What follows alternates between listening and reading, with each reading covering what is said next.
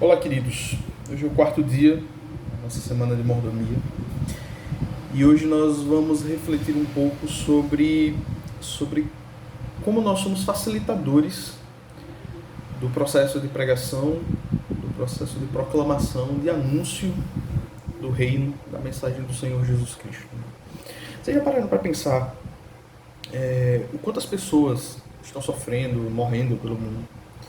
E o quanto isso ele é um impeditivo, o quanto isso é uma barreira, é um muro a ser percorrido, a ser transpassado para que as pessoas enxerguem Jesus e acreditem em Jesus e aceitem ouvir a sua mensagem. Como acreditar que Deus nos ama? Como acreditar que Deus nos salva se ainda há tanto sofrimento no mundo? E não é só o sofrimento que nós vemos pela televisão, ou que nós ouvimos no rádio, ou que a gente lê na internet, no jornal. Mas é o sofrimento que nós vivemos, que nós experimentamos. Né? É o sofrimento que nós experienciamos. E como isso é possível? Quantas pessoas precisam ouvir de Jesus por causa do seu sofrimento, mas o próprio sofrimento as impede de abrir os ouvidos, de abrir os olhos para enxergá-lo, de abrir os ouvidos para ouvi-lo e perceber as riquezas daquilo que ele nos anuncia. E isso fala muito sobre que espécie de arauto somos nós. Né?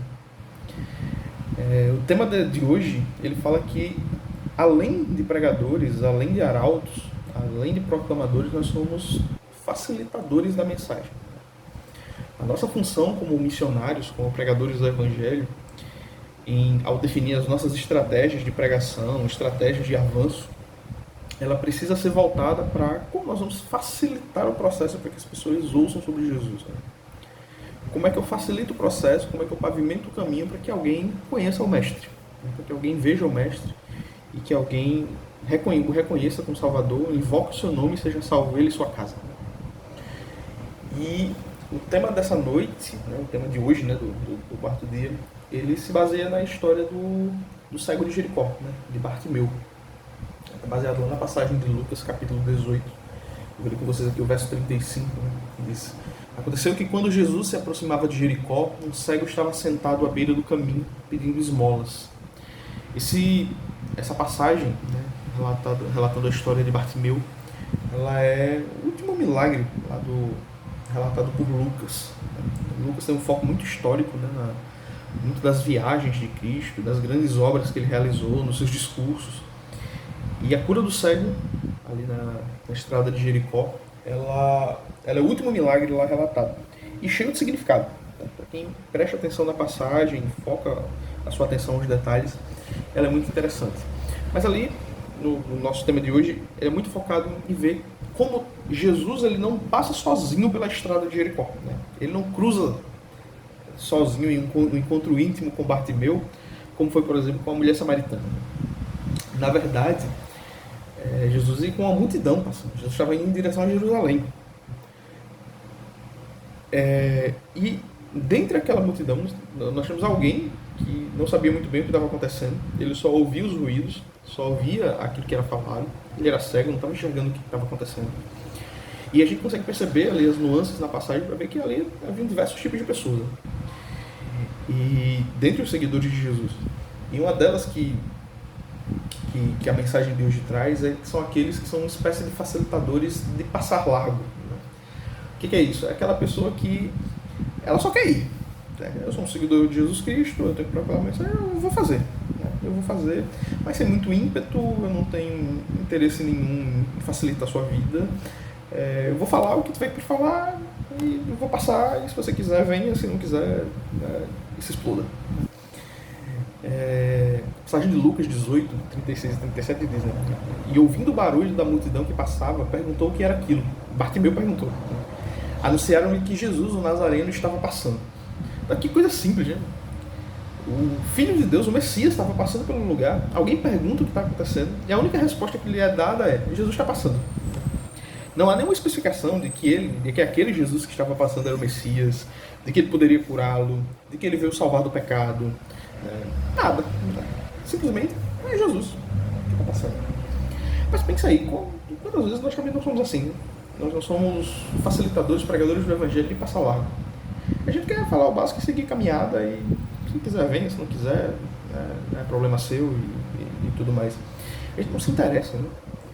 A gente não entende que pregar para um incrédulo, pregar para um universitário, que pregar para um vizinho ateu, que pregar para um vizinho que já é evangélico, que pregar para um católico, né? Que para cada um deles um caminho, esse caminho de apresentar Jesus, né? Para apresentar as verdades bíblicas, ele é diferente para cada um. E a nossa maneira tem que ser nos esforçarmos para facilitar que essas pessoas aprendam nas suas mais variadas culturas, intelectos e tudo mais, aprendam sobre Jesus. E normalmente, né, muitos de nós, nosso interesse é passar de largo, né? É passar de lado. Se alguém pergunta o que está acontecendo aí, Jesus está passando. Jesus está passando. O segundo grupo que a nossa mensagem de hoje traz é a galera do silêncio, né? Ou seja, é quem não quer muito ser incomodado, né? Não quer sair da sua zona de conforto, da zona prática ali daquilo que está fazendo.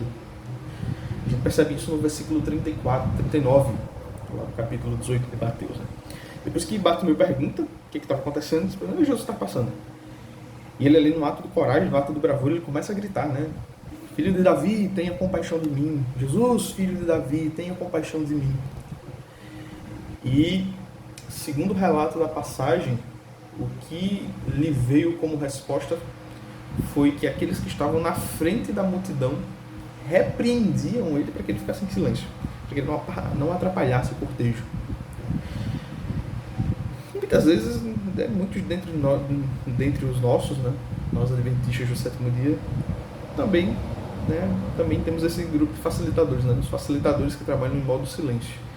Papai, fica quieto, aceita o fluxo. Não, mas eu quero aceitar Jesus Cristo, eu fui impactado, eu quero aceitar. Calma, você tem que fazer 24 lições, você tem que fazer. Tenha calma, relaxa. Mas eu aceito Jesus. Calma. Somos aqueles que preferem silêncio, né? Preferem o pragmatismo. Quando, às vezes, a oportunidade é uma passagem na estrada. Né? Uma passagem na estrada. Bartimeu sacou isso. Ele sabia que a oportunidade dele era aquela passada na estrada. E ele grita para que, naquele momento, Jesus que estava passando ali tivesse compaixão dele. Né? Então, nós não podemos ser esse tipo de facilitadores que não facilitam nada. Né? Que, na verdade, querem apenas ficar ali no seu quadradinho de conforto. E existe o facilitador mesmo, né? Existe o facilitador. Quando Jesus ouve, né, o chamado de Bartimeu, lá no versículo 40, ele fala, Jesus para e diz, tragam ele para cá. Tem alguém pedindo cura, né? Tem alguém pedindo para receber compaixão. Então tragam ele para cá. Esse modo é o modo que nós devemos trabalhar. É o modo de quem vai fazer o possível e o impossível. Vai parar o que estiver fazendo, pode parar um grande programa, pode parar um planejamento para poder salvar uma alma, para poder salvar uma pessoa. Nós somos os facilitadores. E por fim, uma reflexão que é trazida para nós é que o último modo, né, o estágio final de um facilitador verdadeiro é o louvor. Deus fala que depois que Cristo cura a cegueira de Bartimeu, ele encerra no versículo 43. Imediatamente ele passou a ver de novo e seguia Jesus, glorificando a Deus. Também todo o povo, vendo isso, dava louvores a Deus. O estado final de quem facilita e conquista alguém para o reino é o louvor. É o louvor. Que nós sejamos facilitadores, né? Grandes facilitadores, e possamos a todo momento louvar a Deus, dar louvores a Deus, porque pessoas foram salvas por meio das nossas ações efetivas e facilitadoras na pregação. E a nossa caminhada aqui como arautos do Senhor é um grande caminho de facilitação. Mas apesar dos tantos louvores que nós damos a Deus aqui pelas almas, pelas ovelhas que são trazidas de volta ao rebanho, que seja desejo do nosso coração participar do último grande coro, né? Aquele relatado lá em Apocalipse capítulo 15, versos 3 e 4. Quando lá, sobre o mar de vidro, nós juntos vamos cantar. Grandes e admiráveis são as tuas obras, Senhor Deus Todo-Poderoso. Justos e verdadeiros são os teus caminhos, ó Rei das nações. Quem não temerá e não glorificará teu nome, ó Senhor? Pois só tu és santo. Por isso, todas as nações virão e se prostrarão diante de ti, porque os teus atos de justiça se fizeram manifestos.